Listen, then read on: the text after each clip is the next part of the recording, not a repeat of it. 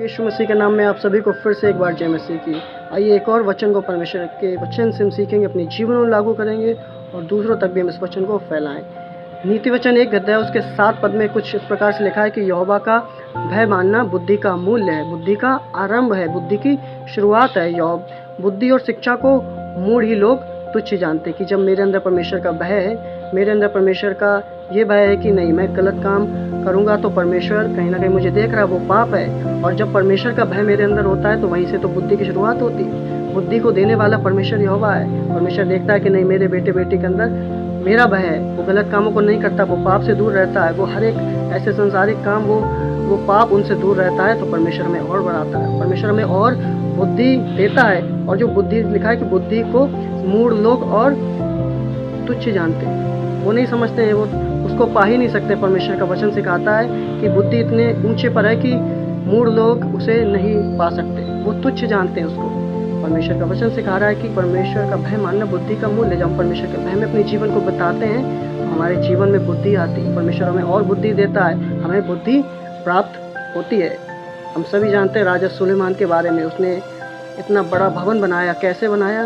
उसने ऐसे ही नहीं बनाया, अपनी बुद्धि से नहीं बना लिया। जब परमेश्वर उसके पास आए कि तुझे बोल क्या चाहिए, उसने कहा कि पिता तू मुझे बुद्धि दे ताकि मैं तेरे भवन को पूरा करने पाऊँ। परमेश्वर ने उसे ऐसी बुद्धि दी कि वो भवन आज तक स्थित है और पूरे दुनिया भर के लोग उसको भवन को देखने जाते हैं। और उस समय एक रानी थी, वो रानी तक सुलेमान की बुद्धि को देखने आई, उसके वैभव को देखने आई कि सुलेमान राजा के अंदर किस प्रकार की बुद्धि। उसको बुद्धि देने वाला कौन है? उसका परमेश्वर यहोवा कौन है?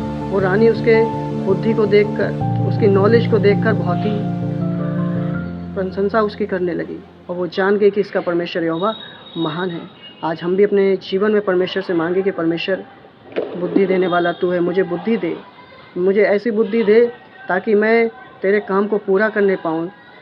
आपको पता है कि जहाँ इंसानों की बुद्धि फेल हो जाती, जहाँ इंसानों की नॉलेज फेल हो जाती है और परमेश्वर बुद्धि देने वाला, वहाँ से परमेश्वर का काम चालू होता। हम सोच रहे होते ये काम बहुत कठिन है, कैसे होगा?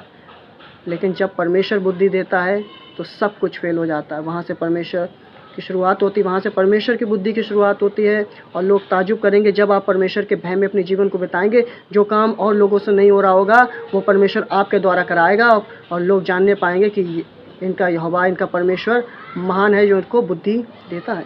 इसलिए परमेश्वर का भय मानना बुद्धि का मूल है, बुद्धि की शुरुआत है। और बुद्धि को मूढ़ लोग तुच्छ जानते, वचन में लिखा है। उसको मूढ़ लोग नहीं पा सकते। जो हंसी करते हैं, जो ठट्टा करते हैं, जो अपने जीवन को सीरियसली परमेश्वर होकर नहीं जीते हैं, वो उसको नहीं पा सकते। लेकिन जो राजा सुलेमान की तरह परमेश्वर का भय मानते हैं और बुद्धि को मांगते हैं, परमेश्वर उन्हें बुद्धि देता है। जब हम 2 पद को पढ़ते हैं, वहाँ इस प्रकार से लिखा, 2 अध्याय को पढ़ते हैं, वहाँ इस प्रकार से लिखा, हे मेरे पुत्र, यदि तू मेरे वचन ग्रहण करे और मेरी आज्ञाओं को अपने हृदय में रख छोड़े और बुद्धि की बात को ध्यान से सुने और समझ की बातों पर कान लगाए और प्रवीणता के लिए यत्न से पुकारे और उसको चांदी के समान ढूंढे और गुप्त धन के समान उसकी खोज में लगा रहे, तो तू यहोवा के भय को समझेगा और परमेश्वर का ज्ञान तुझे प्राप्त होगा। जब हम परमेश्वर के भय में चलते, अपने जीवन को परमेश्वर के भय में बिताने पाते हैं, तो परमेश्वर का वचन सिखा रहा है कि हे मेरे पुत्र, मेरी वचन को सुन, मेरी बातों की ओर ध्यान लगा और मेरी आज्ञाओं को अपने हृदय में बसा ले।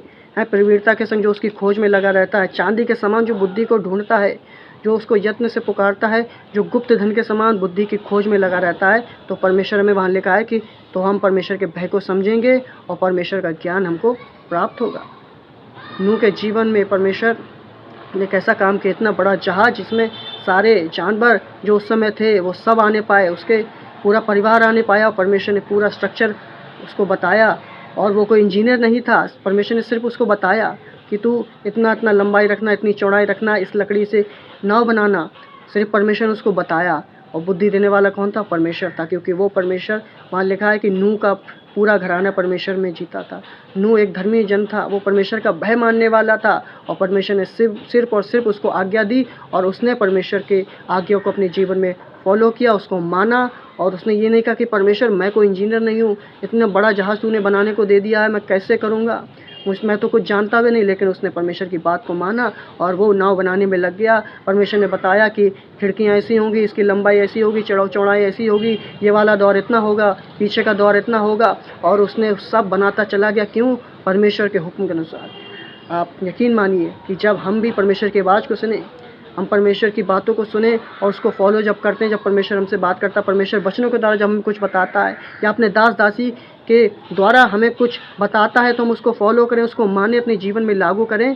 परमेश्वर का वचन सिखाता है उसी को स्मरण करके सब काम करना, तब वो तेरे लिए सीधे मार्ग को निकालेगा। आज हम भूल जाते हैं कि हम बड़ी बड़ी कंपनियों में काम कर रहे हैं, हमारा ये बिज़नेस, हम बड़ी जॉब में काम कर रहे हैं, लेकिन हम परमेश्वर को धन्यवाद देना भूल जाते हैं। और जब हमारे जीवन में, हमारे जॉब में या हमारे बिज़नेस में कठिनाई परेशानी आती है, फिर हम परमेश्वर को याद करते हैं। परमेश्वर का वचन सिखाता है उसी को स्मरण करके सब काम करना।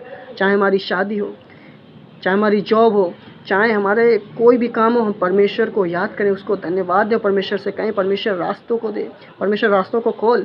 यकीन मानिए जो टेढ़े मेढ़े रास्ते होंगे, जो कठिन प्रॉब्लम्स होगी, परमेश्वर उनको एकदम सीधा कर देगा। लिखा है कि उसी को स्मरण करके सब काम करना, तब वो तेरे लिए सीधे मार्ग को निकालेगा।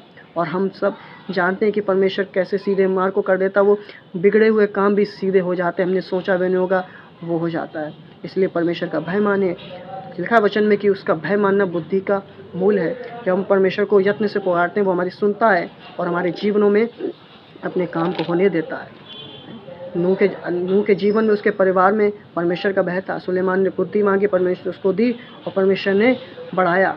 राजा यहोशापात के विषय में हम सब जानते हैं कि वो डर गया था जब अम्मोनियों ने उसने देखा कि वो चढ़ाई करने को आ रहे हैं, उसे मारने को आ रहे हैं, उसकी सेना पर हमले करने को आ रहे हैं। परमेश्वर का आत्मा ने उसे बोला कि डरो मत, मैं तुम्हारे संग हूँ। जब तुम कल युद्ध करोगे तो यहोवा का आत्मा तुम्हारे साथ होगा। और परमेश्वर ने कहा कि अपने आगे आगे वर्शिप करने वाले, आराधना करने वाले, जो तेरी प्रजा में आराधना गीत गाने वाले हों, उनको आगे रखना और बाकी सब पीछे होंगे। और परमेश्वर ने ऐसी विजय दिलाई कि हम सब वहाँ दूसरे इतिहास में पढ़े जाके, जहाँ ये राजा यहोशापात के विषय में लिखा हुआ है। हम भी सोच रहे होंगे कि परमेश्वर इतनी कठिनाइयाँ आ गई, इतनी दिक्कतें आ गई, लोग मेरे ऊपर चढ़ाई कर रहे हैं, लोग मेरे ऊपर मुकदमा कर रहे हैं, FIR कर रहे हैं, हम फंसे जा रहे हैं। हम सोचते हैं अपने दिमाग से, लेकिन जिस दिन हम चीज़ों को परमेश्वर के हाथों में सौंपेंगे ना, अगर आपको किसी ने गलत भी फंसाया होगा, आप किसी गलत प्रॉब्लम में भी फंस के होंगे, आपको लग रहा होगा मैं इससे निकल नहीं पाऊँगा, परमेश्वर को दे दिए। सब कुछ परमेश्वर के हाथों में सौंप दीजिए। उन प्रॉब्लम्स को परमेश्वर के समक्ष ले जाइए और कहिए परमेश्वर तेरी ये आज्ञा है कि कोई भी तुझ पर विजय नहीं होने पाएगा।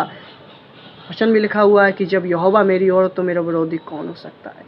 दाऊद देखिए, इतना छोटा सा दाऊद किस प्रकार से गोलियत के सामने खड़ा हो गया और कह रहा है कि कौन है तू जो जीवित परमेश्वर की सेना को ललकार रहा है। वो छोटा सा दाऊद। आज हमारे अंदर ये विश्वास होना चाहिए, आज हमारे अंदर ये घमंड होना चाहिए परमेश्वर में होकर कि मेरा परमेश्वर यहोवा महान है, वो मेरी ढाल है, मैं ना डरूंगा क्योंकि यहोवा मेरा बल है। सारी परेशानी भाग जाएंगे। शैतान तो हमें डराने को आता है कि ये डर जाए, ये भागें, मुसीबतों से भागें, परमेश्वर का नाम लेना छोड़ दें। लेकिन जिस दिन हमें ये पता लग जाएगा ना कि मेरा परमेश्वर इतना महान है, इतना महान है परमेश्वर मेरा कि ये मुसीबतें कुछ भी नहीं है, जब हम प्रार्थना करने बैठेंगे, जब हम आराधना करने बैठेंगे, सारी मुसीबतें भाग जाएंगी, निकलेंगी और परमेश्वर सब रास्तों को सीधा कर देगा। परमेश्वर चाहता है कि आप उसके भय में अपने जीवन को बिताने पाएँ। हम अपने जीवन को उसके भय में बिताएं। परमेश्वर हमें बुद्धि देगा। परमेश्वर का भय मानना ही बुद्धि की शुरुआत है। जो बुद्धि को यत्न से ढूंढता है, परमेश्वर उसको बुद्धि देता है।